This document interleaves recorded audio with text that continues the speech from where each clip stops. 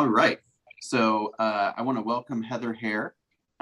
She is one of our productivity coaching to students, clients, partners. And, Heather has quite a bit of, she's got a hell of a story to tell, right?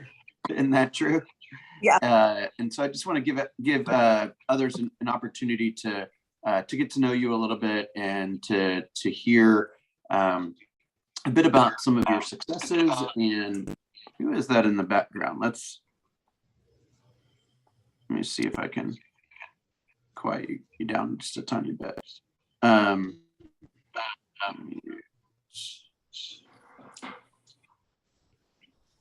wait, I'm sorry. Okay, you got quite a story to tell, and I think it would be a bit of an understatement. We don't have to, get into all the glorious details, but you've had, just like probably the vast majority of people, a series of setbacks and challenges that you've been had to navigate, and come out the other end as a great, strong business leader. And I think your journey deserves some attention, and some of the challenges that you have dealt with and conquered, and are perhaps in the middle of conquering, are things that those should be shared with others, because sometimes we don't quite understand the impact that we have when we're just kind of doing what we do, right? There's I can think of a number of examples where somebody said something or did something kind of from afar, and I saw it, and my life has been different from that moment forward. Mm-hmm. And so you just never know when that is going to catch you. And Heather, the two of us have, I like to say we've always gotten along. A lot of people, we've had our little bumps in the road over time, right? But I'd say, Heather, we've kind of been, pretty right there, kind of on that journey together, lots of smiles. And when it wasn't smiles, we were there together, right? Not smiling. So I just want to publicly thank you for your commitment to the office and the Market Center, and to this group, and to me, and to your family, and to your business. It's a big deal. It's not easy to do this for years and years and years. And I've been enjoying watching you and your growth along the way. So that is kind of a bit of my introduction to you from a personal standpoint. But I'd love just to kind of give you the floor a little bit to tell the group about yourself, tell the group a little bit about how your business has evolved over time. I've got a handful of questions I'd like to ask you at some point. And then we want to give everyone an opportunity to do a little Q&A too, if you'd like. So if you have some questions, just kind of jot them down. You can put them in the chat, and we'll bring them up as appropriate. Again, thank you for being here today.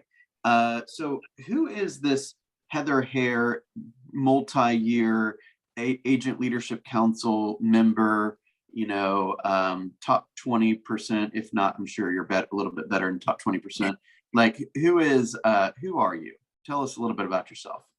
So thank you, first of all, for that introduction. Thank you guys for allowing me to be here and take up some of your time this morning. I really appreciate it. I moved here to Atlanta in 2016. I didn't really know a soul except the person I moved here for. He and I joined families, bought a house, whatever. And I worked in title insurance, and then I didn't like it down here because I worked in title insurance up in New York, and I just didn't like it. I didn't love it. So then I took off 2 years, and I kind of blended these 6 kids together so that they would stop trying to kill each other. And inevitably they're a little bit bigger. And so inevitably, it was like a really undignified situation day in and day out, where like all I was like driving them places and arguing with them to pick up socks. And I hated it. So I love them, but I hated it. And so I said, look, I really want to go back to work, but I haven't worked in 2 years and I don't want to do what I was doing before. I would really love, he said, well, what would you love to do? And we are very fortunate that like, I was able to take a leap into a new business and not have to worry about the bills. I'm just going to say that there. Because I know for a lot of families, it's very hard. I said to him, well, real estate's something I always wanted to do, which was crazy because I didn't even know anyone here. Even being here for 2 years, my kids were older. I didn't have like play dates. So it's not like I really got to meet people. So long story short, I jumped into real estate. I got licensed in January of 2019. I think my first year I closed like 10 deals, all open house based. My second year I closed just shy of 22 deals, open house based, referral based business. Last year, yes, I made the top 20. Yes, I'm part of the ALC and I'm greatly honored for it. But I had a series of horrible events, but also I got COVID in July and we're in January and I'm just starting to feel like physically and mentally stronger. So it was a really long battle to regain my health in addition to 100 things thrown at me. So somebody could say to me like, oh my God, you made the top 20% and you're an ALC member. And I can say to you, I barely worked because I couldn't. So to say that I hit my goals last year is an understatement. I did not, but I hit enough goals to put me in a position that I am in. Poor Bill, he poured into me.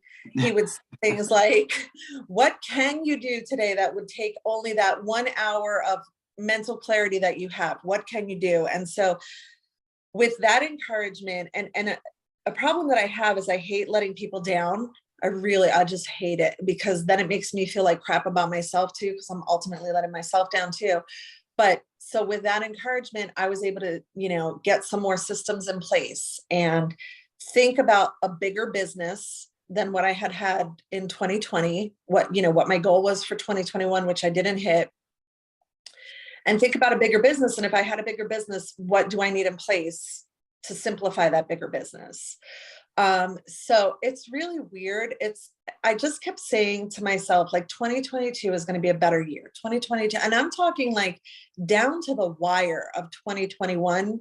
We struggled. Like the first week of December, my ex-husband passed away. I had to take my children up to New York. Like we've been struggling. And I just was like, okay, magically at 12:01, January 1st, 2022, it's going to be a better year. And so I started like going to bed and meditating on that and waking up and saying, yesterday, I spoke to Ebony Nichols. She came to the Golden Letter class and we stayed for a little while. What I didn't know is Ebony had been struggling too. And because what you were saying before is like, sometimes you see something from afar and it hits and it sticks. In the beginning of the class, I had told people like, hey, this is what my year was like. I personally have not sent out these golden letters, but I did interview quite a few people in our office with success, and these are their numbers. At the end of the class, Ebony, I said to Ebony, listen, I've had a really hard 2021 too. And I recently saw something on the internet that said, if you wake up every day thinking you're going to have a bad day, you're going to have a bad day. That's right. So magically 12:01, right, on January 1st, I'm like, today's a good day. Today I'm healthier, I'm stronger, I'm wiser, I'm more motivated. And honestly, your inner talk, it matters. So Bill said to me that one of the things he wanted to talk about this morning was action. Yep. I get up anywhere. Yesterday I was up at 4 a.m. working. This morning I slept in until 7:15, right? But I woke my son up for school. Listen to that. Slept in until 7:15. Yeah. One of my questions for today was to give us an idea of what a typical day looks like for you. Okay. So whenever I wake up, it could be 3 o'clock. I usually give myself about 30 minutes. If I cannot fall asleep, I'm up for the day. That means that some days I'm pushing 21-hour days and it's purely insane. And I mean work days, family days, personal appointments, work appointments, in the office for something. I never cook dinner. Joe cooks all the dinner, picking up kids, dropping off kids, the gym, like literally, like everything under the sun. Yesterday, I couldn't go to the gym. I was like, the hell with that. I'm literally going to fall asleep on the treadmill. But when I woke up this morning, so typically I'll wake up, I'll check my email. Well, I'll make coffee and take I'll take about, 5 or 10 minutes to myself, let's be honest. And then I'm having my coffee and then I'm like, all right, check your email, check my email, do all my emails. And then this morning I checked my emails and I was like, oh, I have to start working on my homestead exemption letters. So far I've printed 3 from last year's clients. I have quite a few more to do.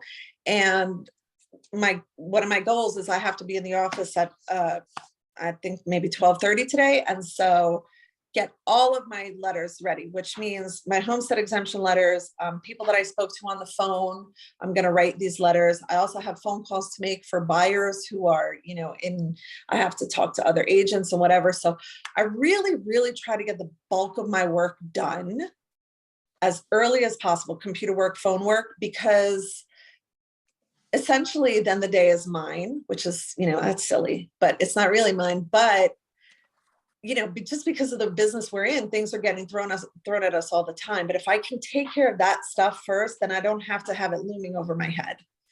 Well, let me touch on that for a second. It's not necessarily that it's yours. It's just that you control it.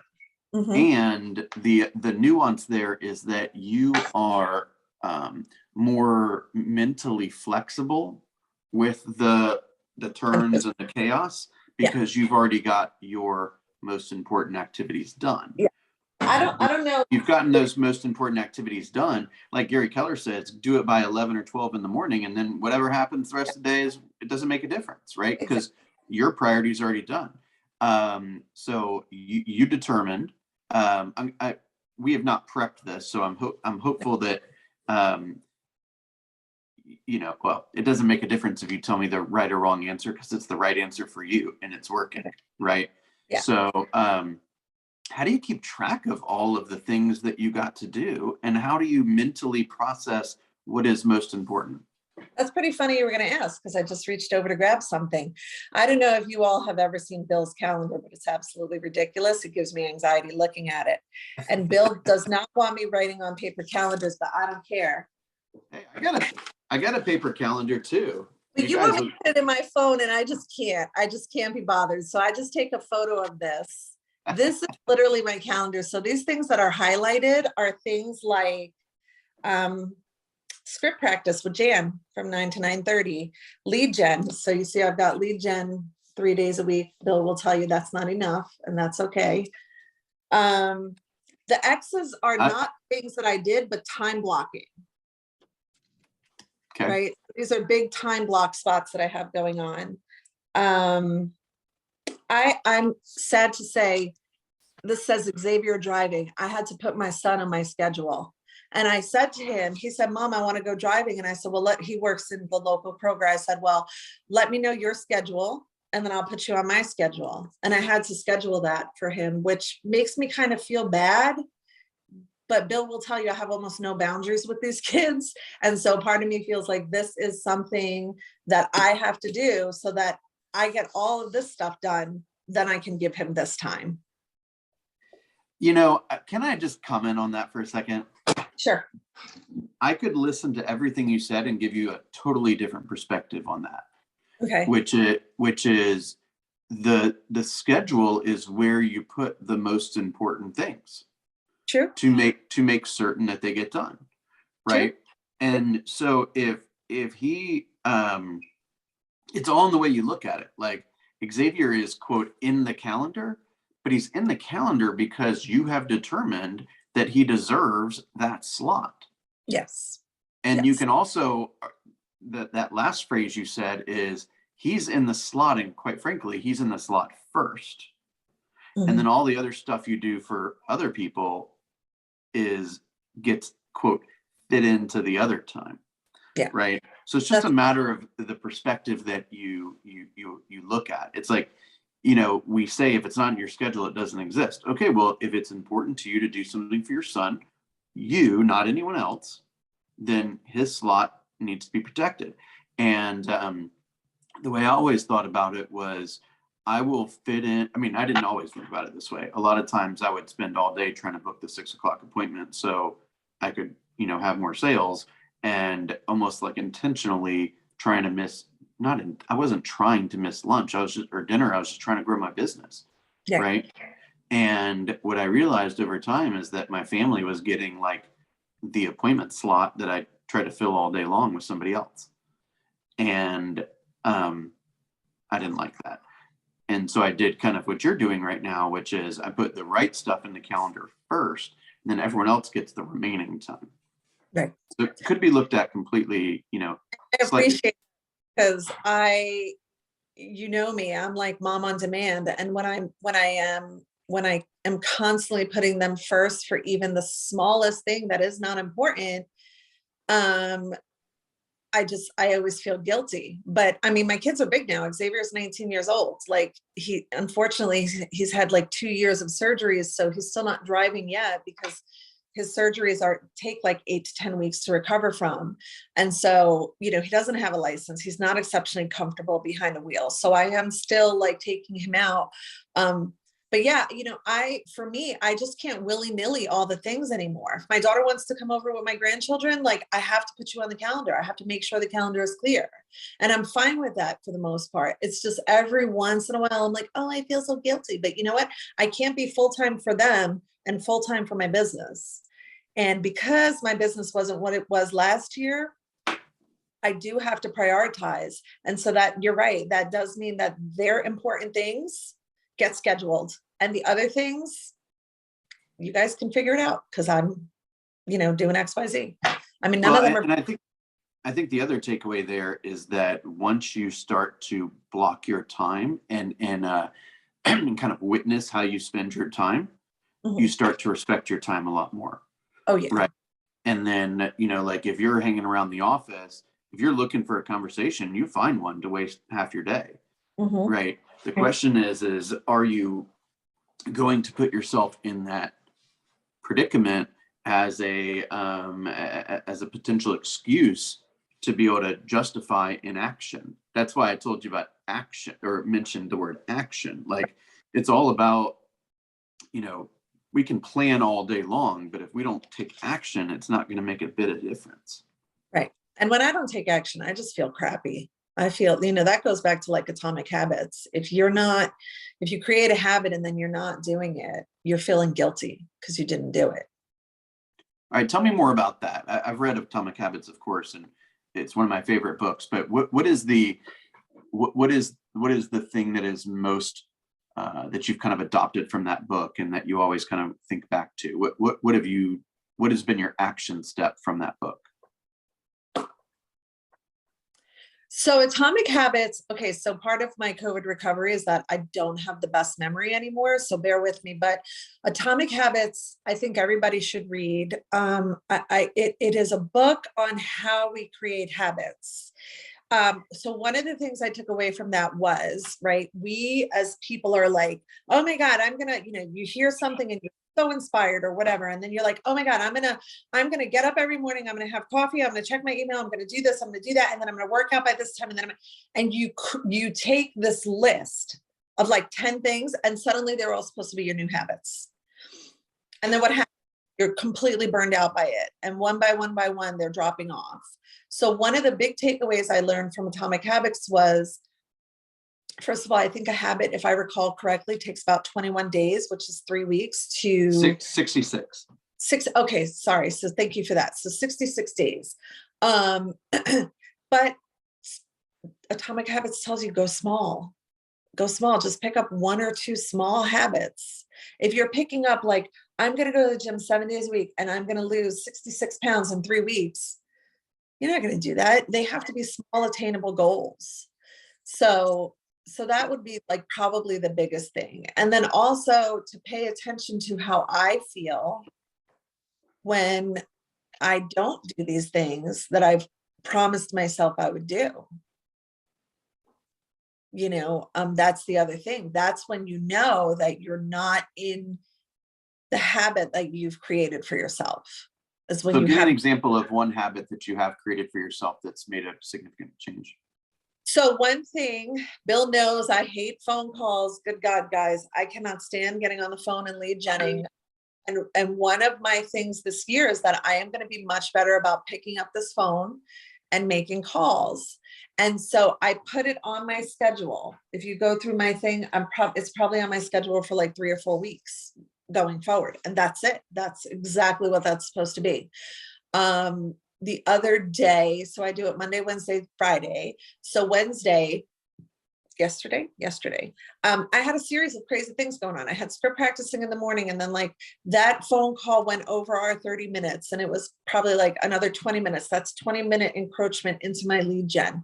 And then as I was on the phone with that person, my cleaning crew, who usually comes in on Saturdays, but she's going away this weekend, she came yesterday. And then I was like, oh shit, I didn't get her any sheets for any beds. I didn't do this. I didn't like pick up my bra off on the floor from yesterday. You know what I mean? So like, I was like running around like a lunatic. And then before I know it, I'm 45 minutes into lead gen time that I didn't do.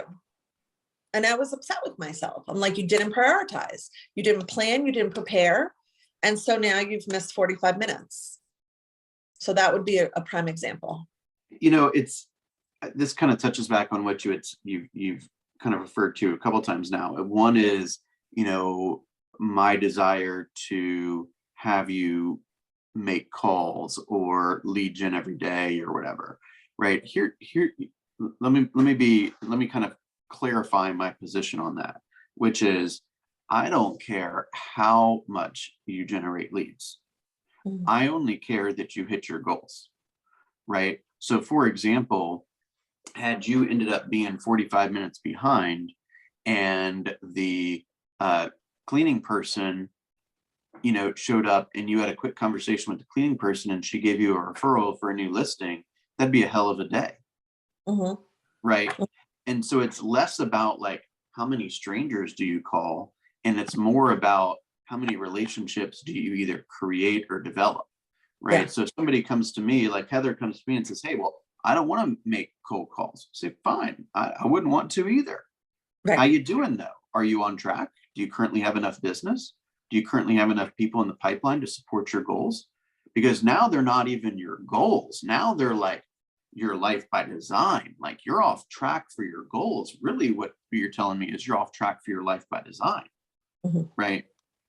So if, for example, you don't want to make calls, fine. However, you got to ask yourself, or luckily you have me to ask you, do you currently have all the business that you need? And if the answer to that is yes, I'm getting referrals from here and this is working and this is working, don't make any calls. I don't care. But if you don't have the business you need, you better try something. Well, and so let me just counter to that. When I say that, you know, I got to make my calls, or Bill will say it's not enough. It's not enough because I'm not hitting the goals. And then I have to sit in front of Bill and say, oh, Leslie, we got numbers. And then he's going to be like, well, what could, you know, sometimes I don't know if you've ever been in that situation, but he's like, it's time for a very frank talk. How honest can I be? You know, the how honest can I be question. God, he's drop a house on me, but I'm prepared for it. But what I want to do mostly is avoid it. See, I was in a situation where I got so much business from open houses. Tell me, guys, how many open houses are you seeing right now? None. So I have to pick up, and this may sound silly to you, but it's truthful. At a 3-year agent, I have to pick up different ways to get that business, which means I do have to pick up the phone and make the calls, which means that I do have to put myself out. I'm a homebody, man. I could stay home all day and not talk to people for like 17 days. I'd be fine, but I have to get out there and I have to have these freaking conversations that I don't want to have with people because my business matters, right? Because my life by design, I just went through it yesterday. I'm like, oh man, okay, this is what I got to do. And if it represents things like, getting Xavier a new car, perhaps, or making sure the kids can go to the college they want to go to, or making sure the family can take time off together, right? Yes. And so this is my little desk, right? This is my setup. But like, I have Cody Gibson. I don't know if you guys maybe not know him, but he does Do you see what it says? It says the bigger the business, the more focus on lead generation, the smaller the business, the more focus on everything else. Thank you. This is my DTD. Wait. Can you repeat that, please? It says the bigger the business, the more focus on lead generation. The smaller the business, the more focus on everything else. Now, this was when we were in bold pivot. And I'm going to tell you something. Andy posted this on Facebook and I printed it. And for a really long time, it was in a frame. And then I was like, let me just tape it up here. This one says 4 daily habits: build and manage your database, prospect, follow up, know your market. So, and then something. What do we talk? Wait. What do we talk about every single day, guys? You got to do two things. You gotta get smarter, and you gotta talk to people. Mm-hmm. That's what that is. So these are, I'm sitting here facing these things, and I had something else. It fell, but what I had was really great. And basically, it was a handwritten note by a good friend of mine, and she sent it to me like 3 years ago. I don't know where right. What she's saying is there was a moment in time where she experienced something that will forever change her. Mm-hmm. And right, just like she heard the thing in Bold Pivot. Yeah, and the handwritten note from my friend said, dear Heather, I just want to remind you of all of the wonderful things in your life that you have created. Had the power with the whole time. Wow. So it fell, and I know I have somewhere, but I have to re-put it up because that's a reminder that I can literally do anything I put myself, that I focus on. What you focus on expands. I don't know who's been in Bold or not, but I believe it. And so let's talk about a couple of additional ideas. Mm-hmm.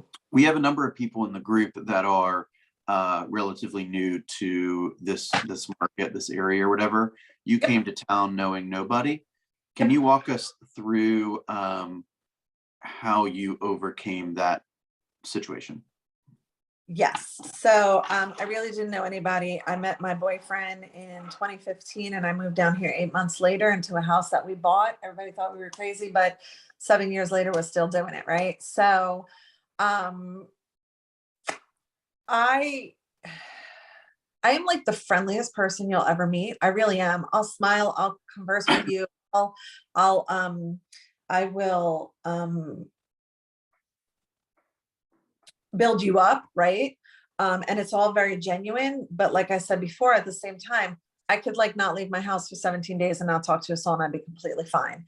So I know that I am very front facing. I feel like on the phone, one of the reasons I don't like making calls is because I just feel very awkward. You never know when the person's going to talk or when it's going to stop. And something that I'm telling myself, and maybe I'll put it up here, is remember to pause. Because that's my problem. I don't pause enough. And then like I say something and they want to say something, but like I jump back in. So anyway, when I was in real estate school, my teacher said, oh, I had a girl, she was in my class a couple of years ago. She moved here and she made $80,000 her first year in open houses. And I thought, wow, that's a stellar first year. And I'm going to make a lot of money doing open houses if I could just get in front of the people. And that's what I did. And guys, excuse me, I would go on YouTube and YouTube open house protocol and open house tips, and I would Google them. And then I'm pretty sure Bill gives like or Candace has, I've seen it before, gives like standard practice of like open houses. One of the things that I'm working on the productivity ALC is to have like an open house workshop. Probably be pretty quick, just show you what I do. I will role play with you guys. You can be the buyer, I'll be the agent. And then, you guys can role play with me as the agent. I know some people don't like role playing, but that's something we're going to do as the ALC. Well, you're going to role play. You're going to do it. If you're saying to yourself, I don't like role play, you got to really ask yourself, do you want to be a realtor? Right. In all honesty. I mean, like that is the activity of being a realtor. Right. So if you're saying you don't enjoy it, then how is that any different than being a realtor? You can either role play behind, kind of at practice, so to speak, right? If your kids are playing sports, they go to practice, right? So you're playing your sport, but are you practicing? Mhm. Right. So if you don't want to practice, like, gosh, why are you even around? Why do you even want to do this? That's a very valid point. And Kobe Bryant had a coach to the end, and he coached to the end, right? I And like the this way. is a spectacular human being. And, and Kobe always had a coach, and then he paid it forward and he coached, which is, I have a coach and I pay it forward and I coach. Obviously. That's actually next on my list is what's the deal with coaching? Why, many agents might say, oh my gosh, I'm selling 20 something houses a year. I'm on the agent leadership council. I certainly know how to do a listing presentation. I certainly know how to manage the contracts and all that. Like, what's the deal with coaching, Heather? It's so, first of all, when I hear agents who are like, oh, I don't want to go into coaching, it's about the money. That's scarcity. I understand that maybe you don't have the money right now and you're worried, but you're not paying bill. I've had coaches where I'm paying $6,000 up front and then $6,000 during, right?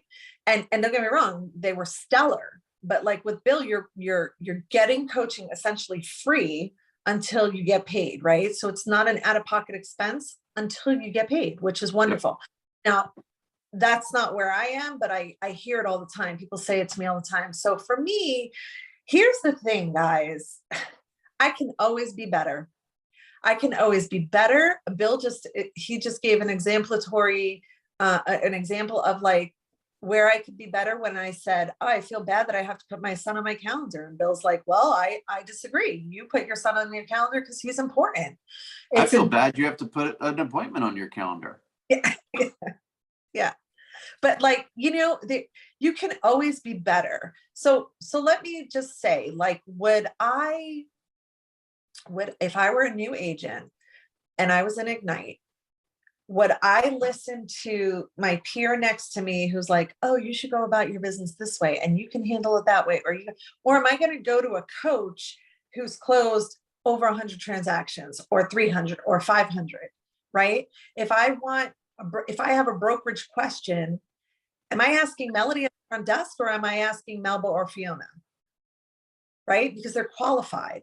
So coaching for me is all about the qualification of which that coach holds. They're obviously at a level because they've been through it. Mm-hmm. I'll tell you that it's very, very rare, if slim to zero, that I've called up and said, hey, I got this situation going on. And Bill goes, nah, I don't know how to help you. Right. But what he will say is, and sometimes, and it can drive you crazy, but it's true. And I know why he does it. He can say things like, well, why do you think XYZ? Or how do you, sometimes it's like a cryptic response, and it's cryptic because he wants you to critically think. Well, that's what coaching is. A lot of people don't quite understand that. They say something like, well, just give me the answer. The answer, that's what not to get into a big diatribe here, but that's what a mentor does, right? That's what the mentors are designed to do. What document do I fill out for this, right? Coaching is more, it's almost like therapy in many ways. It's like, let's challenge a lot of your thinking. Let's try to figure out why you're approaching the situation a certain way. I'm not the one that's going to solve all your problems. I'm just going to ask you a lot of questions, and ultimately you're going to feel like you're solving your problems. Right. Mm-hmm. Right. And by the way, there's nothing wrong with a top performer asking for, more like kind of not coaching help. Like I remember like probably 6 months ago, I called Denise, my original team leader, who's the team leader in Midtown now. And I said, I got a question for you. I got a broker question for you. I still call her with broker questions. Absolutely. I mean, I still call Pam Sliger like a wealth of information. And there are sometimes that I call Pam because I don't do a lot of FHA loans. And there are occasions where I'm like, could you give me a refresher on like the amendatory clause, and we'll go through. I mean, it's ridiculous. And as little as it seems, it's a huge help, And as soon as sometimes as soon as she starts talking about it, I'm like, oh yeah, I remember that, But it's important to, I don't know, for me, I just want to be bigger.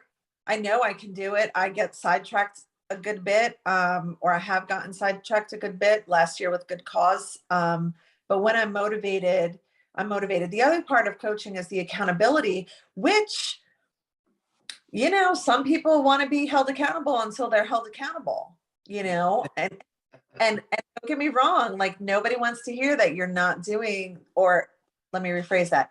Nobody wants to hear that they are the issue for their lack of success. All right, class dismissed.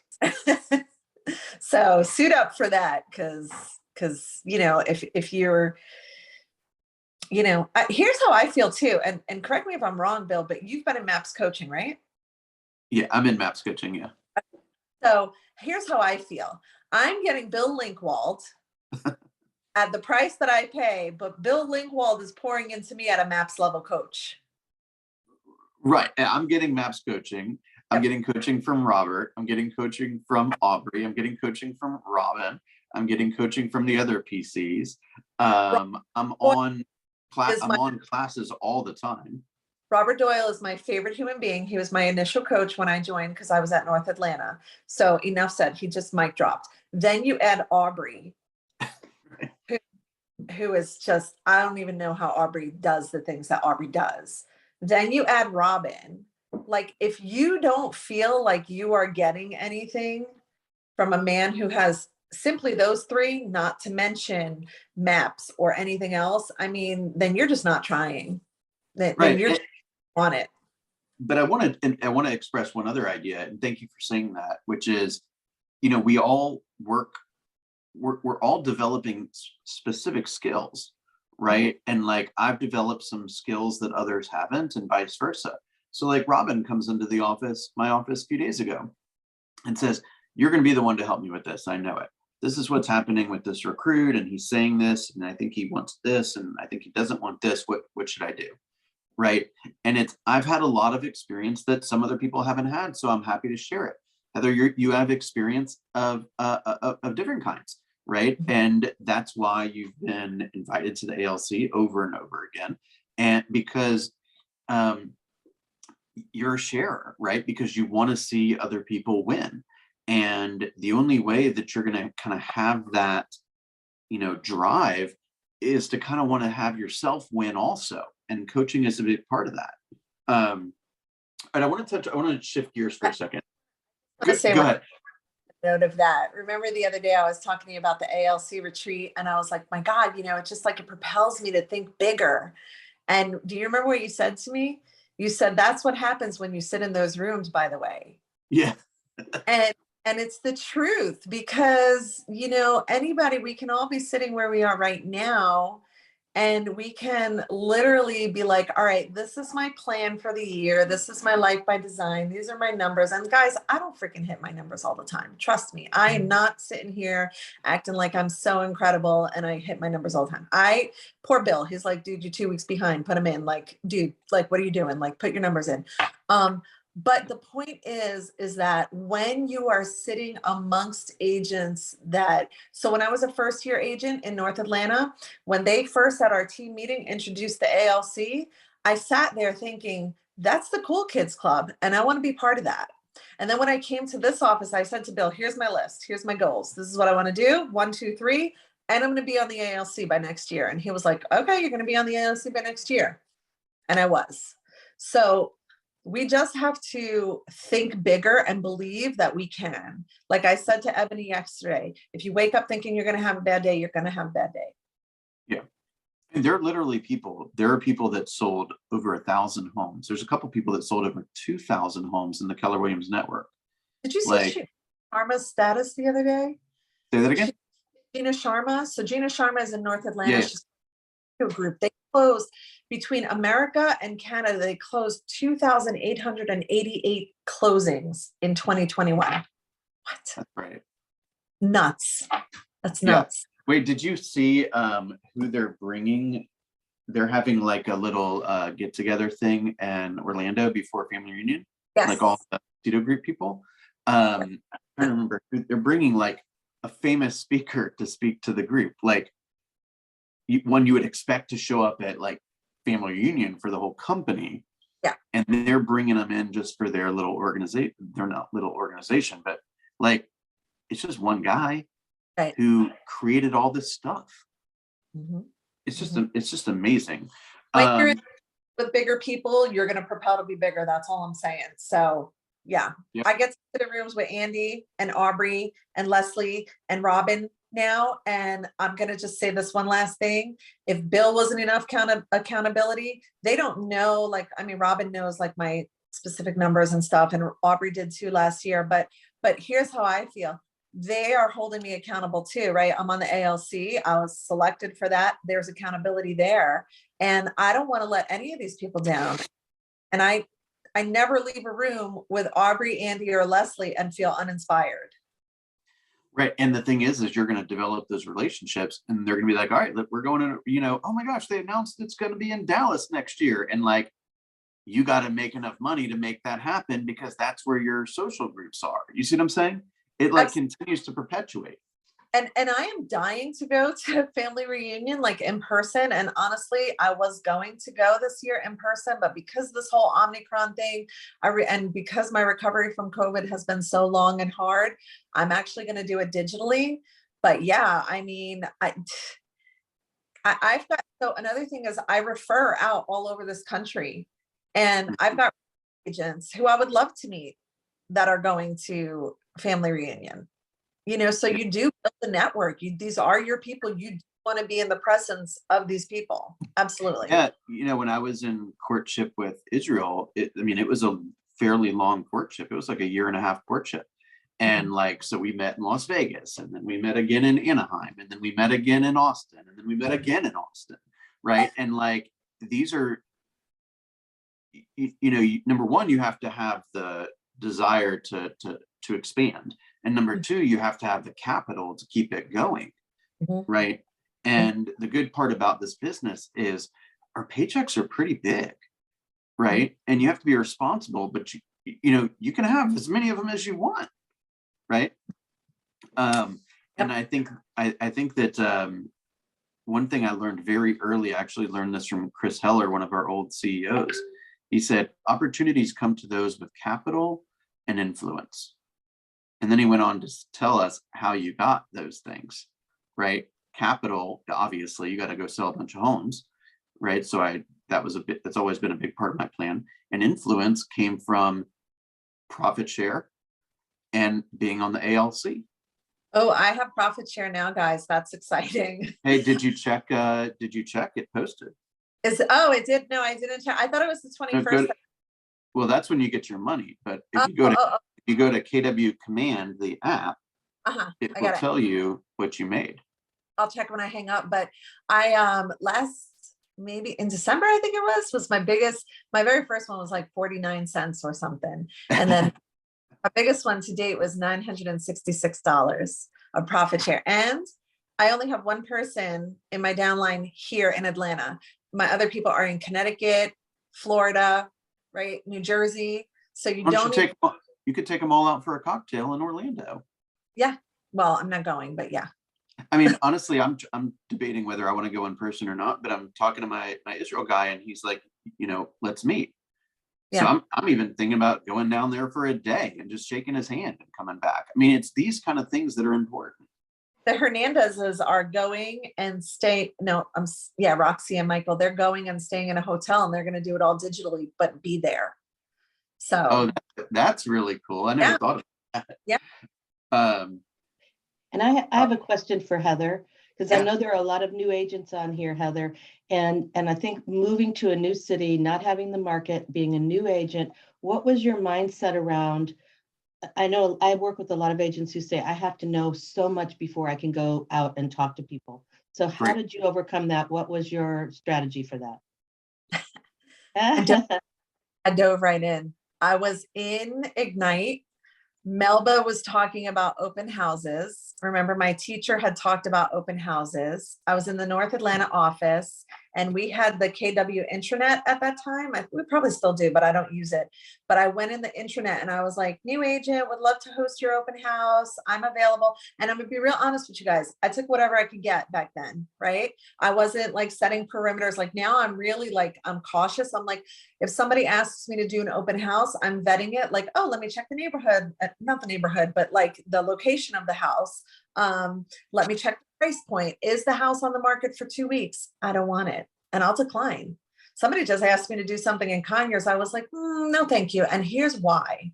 When you begin, whatever, you get the business anywhere it comes from, right? So back to Candace's question, I got an open house for the brewer team, which is in North Atlanta.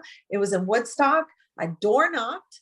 And then I asked people, hey, do you mind if I put my sign in your lawn? And this little old lady, she answered the door and I said, oh, I'm hosting an open house around the corner. Why don't you come on by tomorrow? I'll be there tomorrow and Sunday. And she did. I hosted the open house. I got my first client at that open house. She made a sale and a purchase.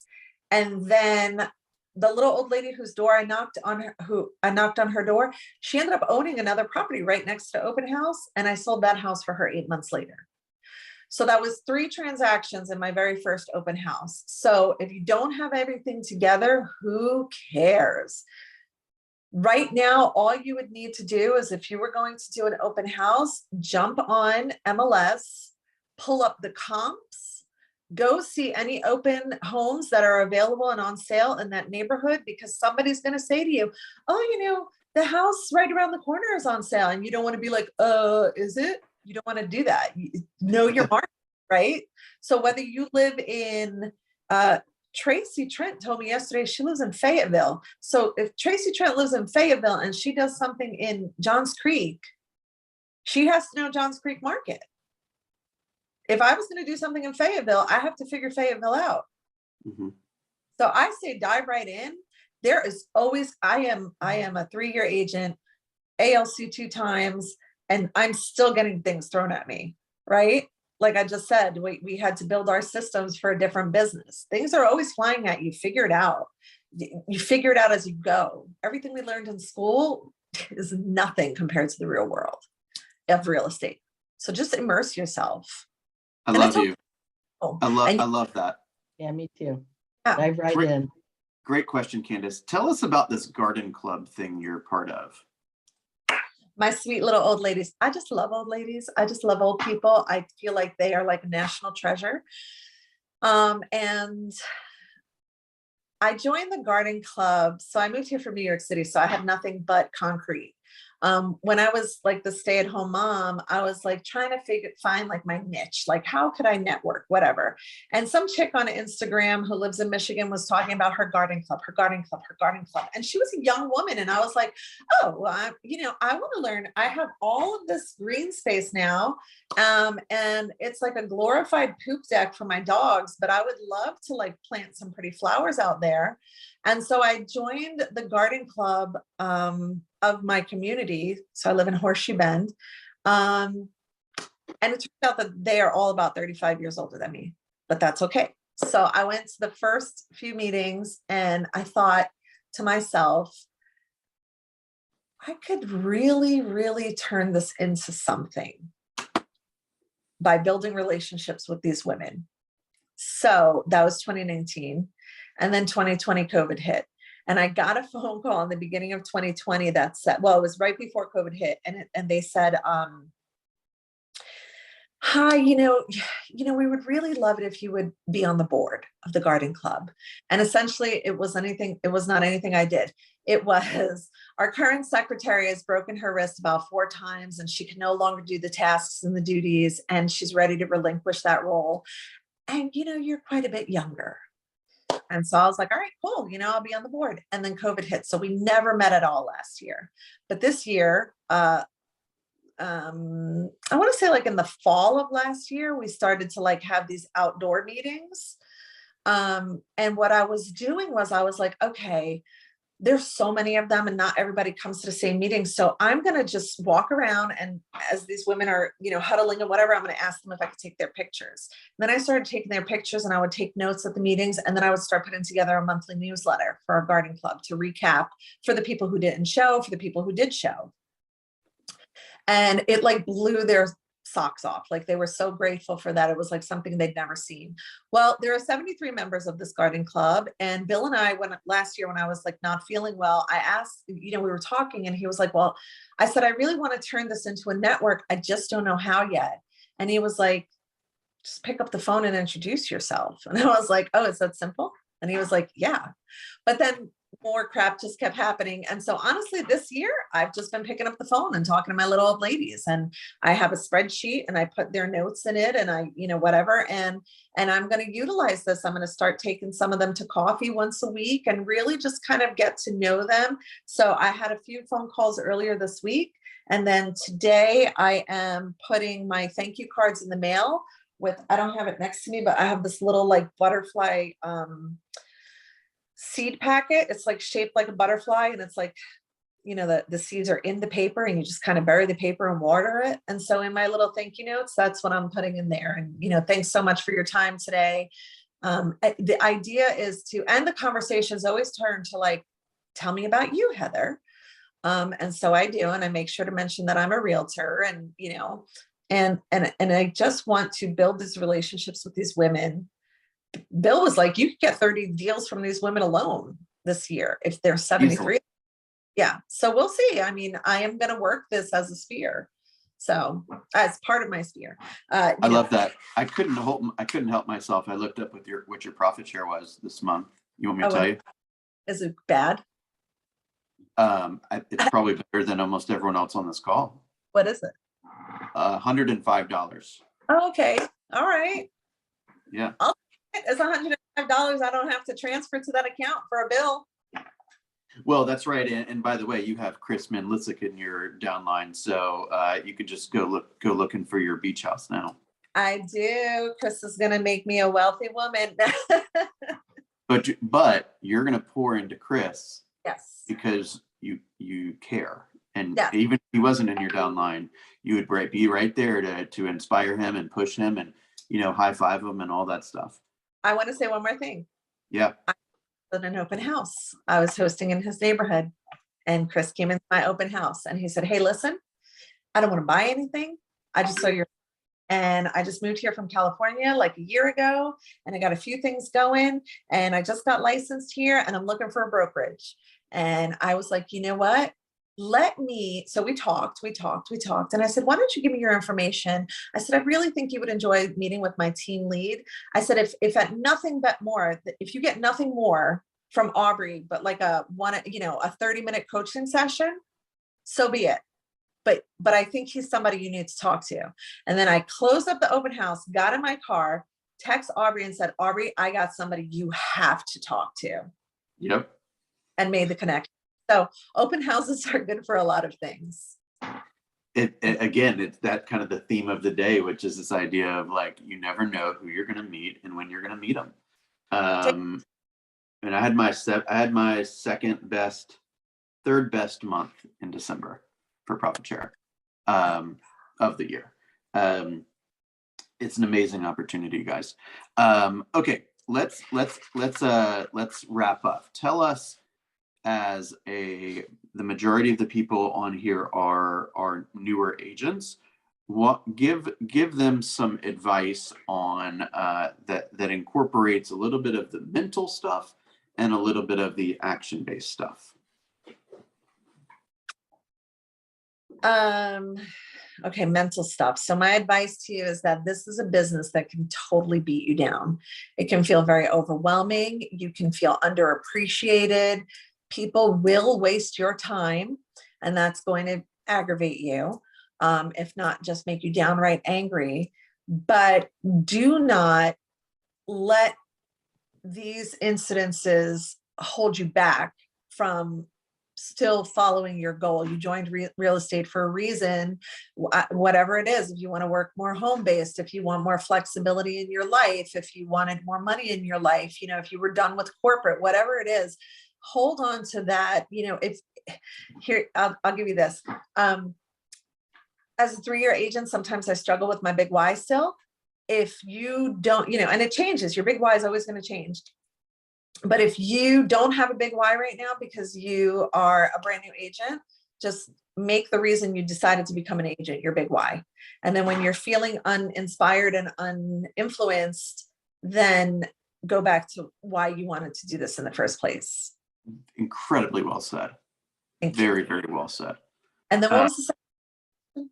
I'm sorry. The second part is activity based. So like somebody sitting here and maybe they are still kind of having some of the kind of that carryover of the mental, like, I don't know what to prioritize. I don't know if I have the right confidence.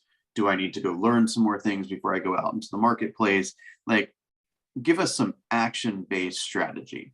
Like, what should they do today that's going to make their business better by the end of the day? So I'm the kind of person who I would love to be armed with tons of knowledge because I'm afraid to look stupid, but I'm also the very impulsive person. And what I do is I whittle myself into a corner until I have to make a snap decision, like yay or nay, right? So I usually ultimately say, you know what, like my internal dialogue is like, oh my God, you're being ridiculous. You have to just do this. Pick up the phone and make the call. Go out there and do this. Go to this. Guys, I sit in rooms. I grew up in a family where our mothers were single and on welfare, and I sit in rooms with millionaires now. Okay. If that is not a reason to give you friggin' anxiety and feel like, oh my God, I have imposter syndrome, right? Like you don't belong in that room. Who's to say that? If you tell yourself you don't belong, you don't belong. But if you tell yourself you belong, you belong. Joe and I have a very similar background growing up, and we often sit back and take a look at our life and go, holy shit, can you believe we did this together? We both were doing it separately, and now we do it together. So what I would say is, when you go to bed at night, and it should happen the night before you go to bed at night, you think about what you can achieve tomorrow that will make you feel like you have contributed to your goal. So if that means you're going to make 5 phone calls because you're going to feel better about your day if you make those 5 phone calls. Another thing I tell my kids, and I live by this too, and it's basically just time blocking, but if I say to my kids, I want you to clean your room and get it done. And so let's say I say that at 11 o'clock in the morning, and my son has plans at 4 o'clock in the afternoon. And then what does my son do? At 3:45, he decides he's going to clean his room. If you don't give yourself bookends, you're never going to perform. So I say, get your room done in an hour. So I say, if you're going to make 5 calls tomorrow, you're going to say tomorrow between 9 a.m. and 10 a.m., I'm going to make 5 calls. But remember, your calls don't matter if nobody answers. So you have to make those calls until someone answers and you have 5 conversations. So it just doesn't have to just, I'm going to do golden letters, I'm going to get 20 golden letters out. That's what Bill was saying to me. Like, how many golden letters can you get out? While I wasn't feeling well and I was ill. He was saying, how many golden letters can you get out today? Can we set a standard of 100? Does that work for you? Is that not in a day, but in a week? Is that too much for you? Do what you can, but do it. So that's my order of action. Make a plan for yourself the night before and then do it, because without a plan, then you're going to wake up in the morning, have your coffee and go, well, what am I going to do today? What am I going to do today? What am I going to do today?